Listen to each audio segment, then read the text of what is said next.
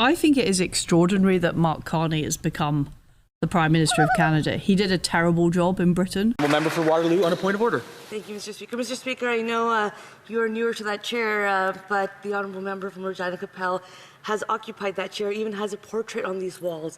And so then to use terminology such as deliberately misleading is him doing indirectly what he cannot do directly. And I think we should have much more professionalism in order in such an important debate today. Thank you, Mr. Speaker. Oh, yeah. All right, gang, Aaron here, Canadian Looney. What did Andrew Scheer say? What was so unprofessional? I guess you can't call out Carney, his deception in the House of Commons, she thinks. We're going to watch and see what Andrew said. He's the funniest guy on Parliament Hill, no doubt. He's not being very funny in this one. Taking the truth to Carney, not acceptable by his backbenchers. Hey, that's something everyone can enjoy. That the House call on the Prime Minister to immediately repeal the oil and gas emissions cap, which in effect is a production cap. The Honourable Member for Regina Capel.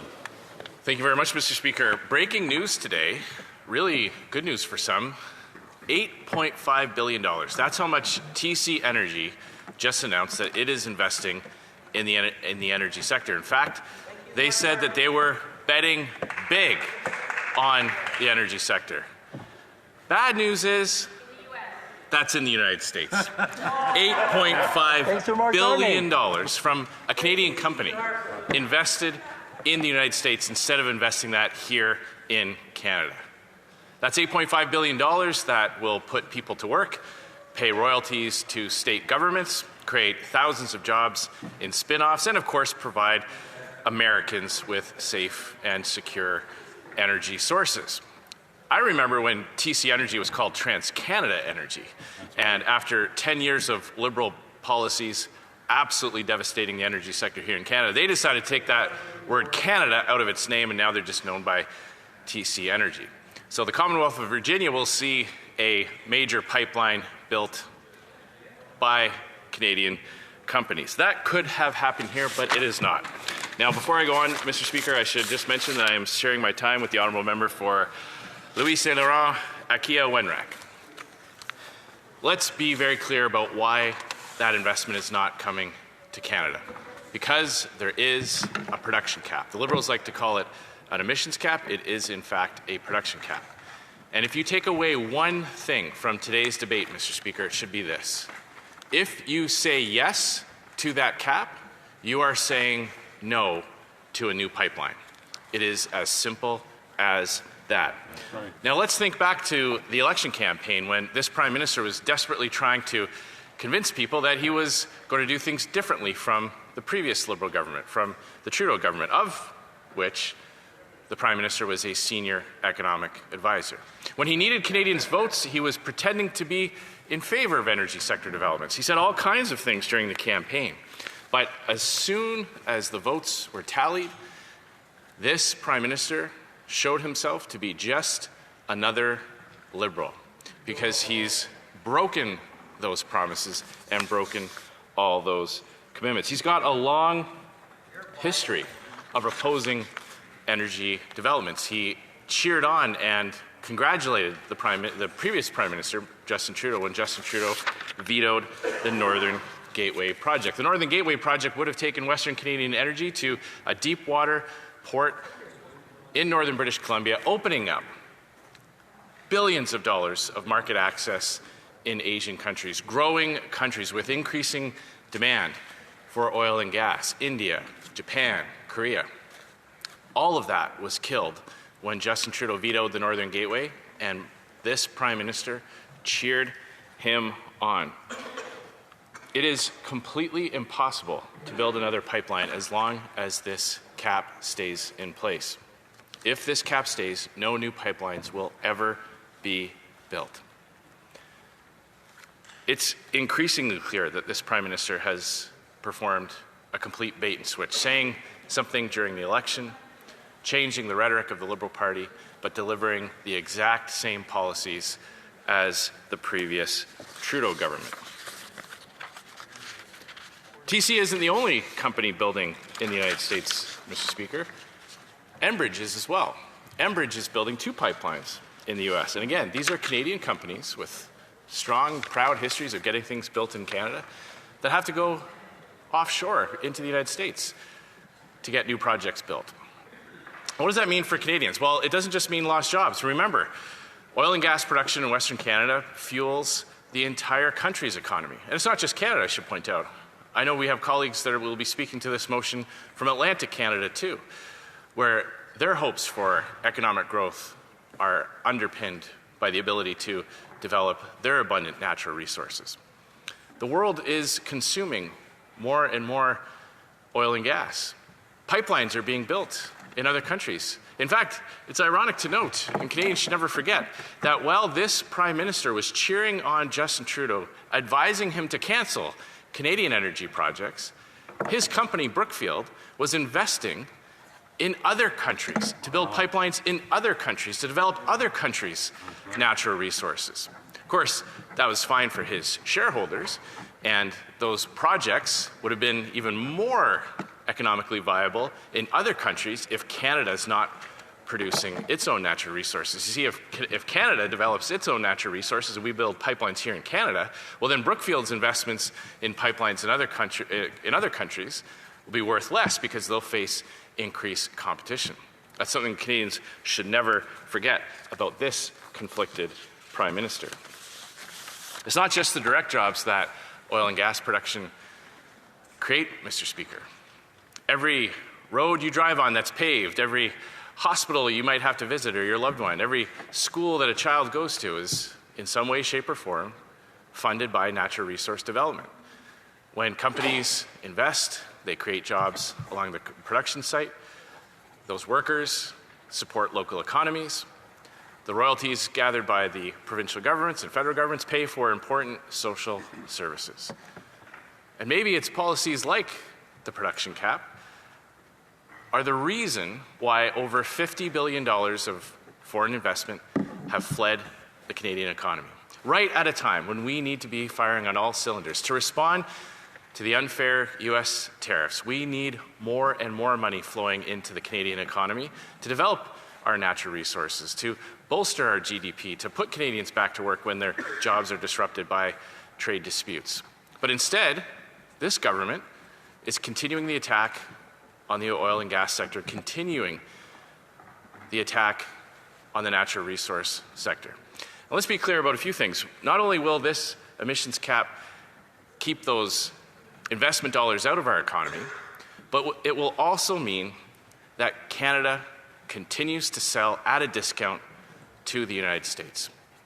You may have seen it, Mr. Speaker, on CBC when the Polish ambassador was explaining where Poland's getting its LNG from. That's right. The host said, "Well, you're buying your LNG from the United States," and the ambassador actually had to stifle a laugh. He started to chuckle because he said, "Well, not all that LNG that we're buying from the U.S. is American. Some of it's Canadian. Of course, they buy it from Canada at a deep discount and then sell it to us at a big profit. We are literally subsidizing the American economy by this Liberal government's policies." So Conservatives have a better idea, Mr. Speaker. Instead of pipelines being built in countries that have terrible human rights records, instead of royalties being paid to governments that do not share our values, instead of people being put to work in other countries, let's bring those dollars home. Let's bring those investment dollars here to Canada so that Canada can provide the world with clean and ethical and a safe and reliable source of energy.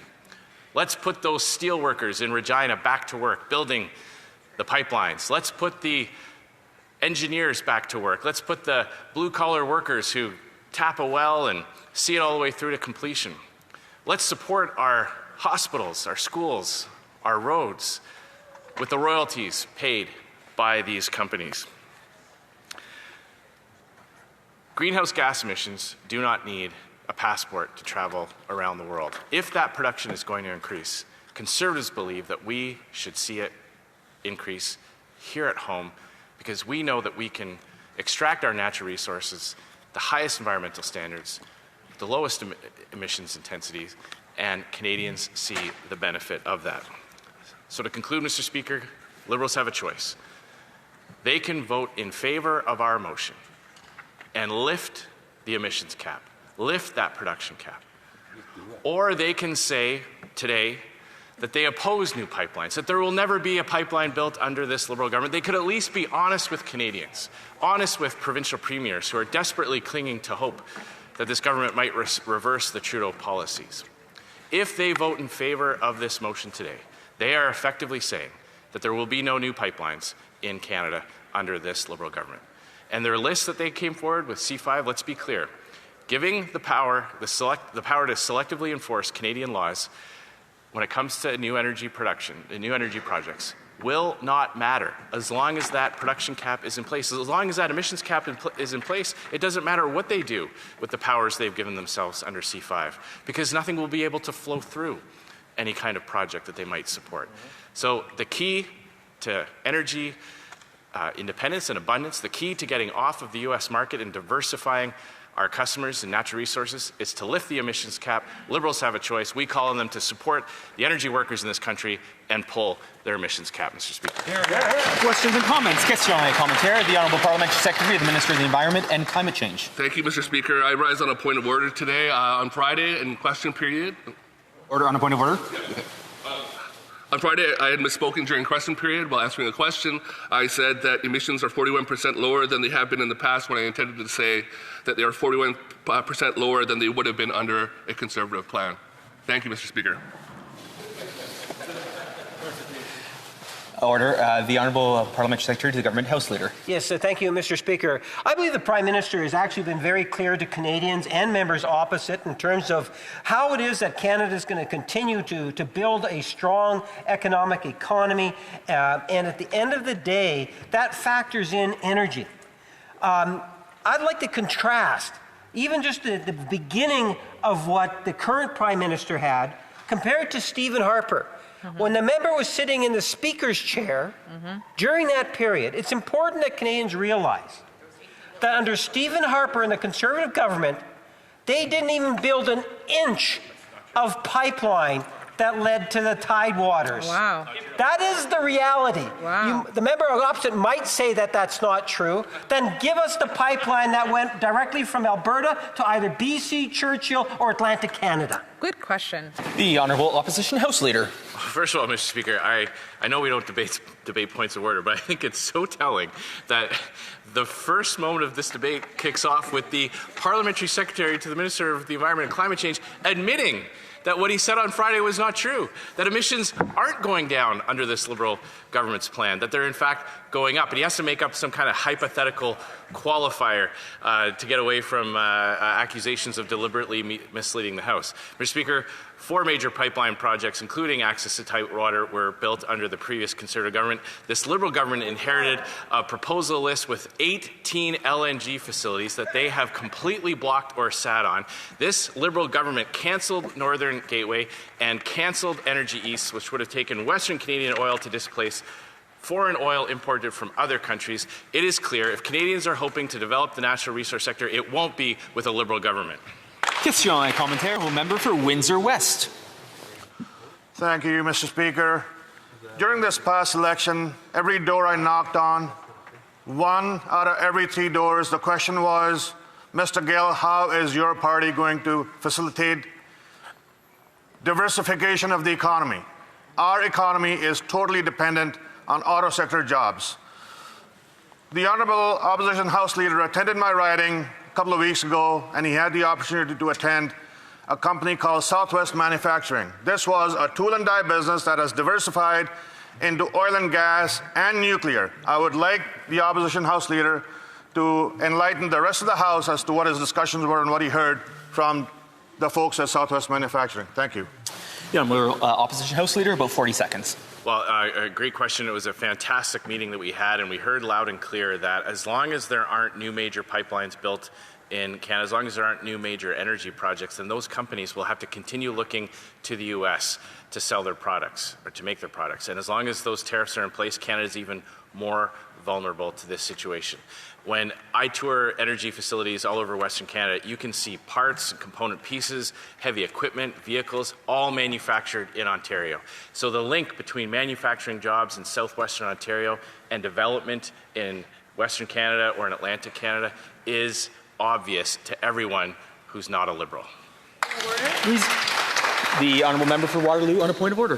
Thank you, Mr. Speaker. Mr. Speaker, I know you are newer to that chair, but the honourable member from Regina Capel has occupied that chair, even has a portrait on these walls.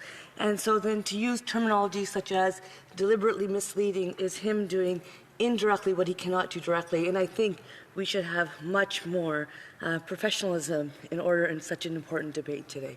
Thank you, Mr. Speaker. I thank the member for intervention, and we should all use judicious language. Resuming debate. Hey, that's something everyone can enjoy. Aaron here, Canadian Looney. Like, share, subscribe. We cover Canadian federal politics. We do a live show every day about the question period. It's always interesting, a lot of a pageant. We also cover behind the scenes. That's where it really goes down. The committees and just the floor of the House and Commons outside of question period can be a very interesting place. They don't put it on television. If you want to see the real deal, get yours right here. Canadian federal politics. Everyone has an opinion. My goodness.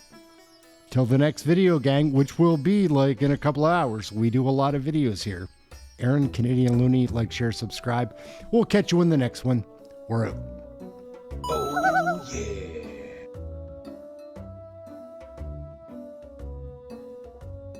I think it is extraordinary that Mark Carney has become the Prime Minister of Canada. He did a terrible job in Britain.